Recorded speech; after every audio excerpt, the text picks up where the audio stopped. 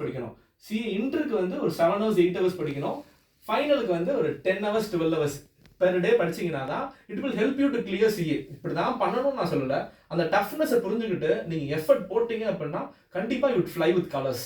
So அந்த ப்ரிப்பரேஷனுக்கு வந்து நீங்கள் கண்டிப்பாக இந்த மாதிரி ப்ரிப்பேர் பண்ணீங்க அப்படின்னா இட் வில் பி யூஸ்ஃபுல். நான் அப்படி தான் பண்ணேன். ஸோ நான் இனிஷியலாக 10th படிக்கிறப்போ ஒரு 2 hours 3 hours தான் ஸ்பெண்ட் பண்ணுவேன்.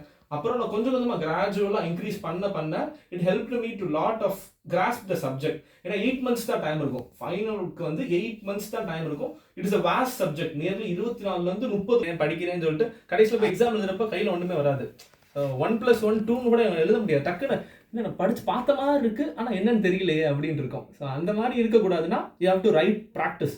மினிமம் ஒரு 2 to 3 times நீங்கள் ப்ராக்டிஸ் பண்ணிட்டு இருக்கணும். லாஸ்ட் வந்து விடாமுயற்சி, பெர்சவரன்ஸ். ஸோ சிஏ வந்து நிறைய பேருக்கு தெரியாது. 3 to 4 lakhs people என்ரோல் வராங்க. அதுலேருந்து 20% தான் இன்ட்ரு வருவாங்க. அதுலேருந்து 20% தான் ஃபைனல் வருவாங்க. 11,000 people தான் இயர்லி கிளியர் 22,000 people தான் இயர்லி கிளியர் பண்ணுவாங்க.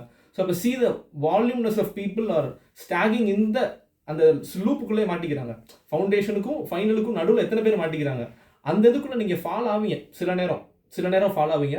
அந்த மாதிரி நேரத்தில் நீங்கள் வந்து உங்கள் விடாமுயற்சி, உங்கள் நம்பிக்கை, உங்களோட உள்ளுணர்வை நம்பி நீங்கள் வந்து இன்னொரு அட்டெம்ப்ட் கண்டிப்பாக கொடுங்க, கிளியர் பண்ணிடுவீங்க. ஸோ அந்த மாதிரி ஒரு விடாமுயற்சியோட இந்த கோர்ஸ் அப்ரோச் பண்ணீங்க அப்படின்னா you fly with colours. So அதான் நான் சொல்கிறேன். ரொம்ப அழகாகவே சொன்னாங்க. அதாவது வந்து திட்டமிடல், ஒரு முயற்சி, விடாமல் பயிற்சி செஞ்சோம்னா கண்டிப்பாக வந்து ஒரு 4.5 வருஷத்துலேயே வந்து ஒரு மாணவர் வந்து இளம் வயதிலேயே வந்து வெற்றி பெற முடியும் அப்படின்னு சொல்லி தன்னுடைய அனுபவங்களை ரொம்ப அழகாகவே சொன்னுங்க.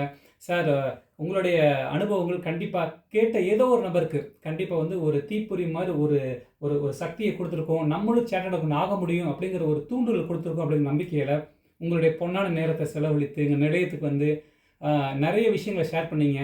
நிகழ்ச்சியில் எங்கள் ஆகாஷ்வாணி FM ரெயின்போ 103.3 சார்பாக நெஞ்சார்ந்த எங்களுடைய நன்றிகளை தெரிவித்துக் கொள்கிறோம். நிகழ்ச்சியில் பங்கேற்றமைக்கு நன்றி. வணக்கம்.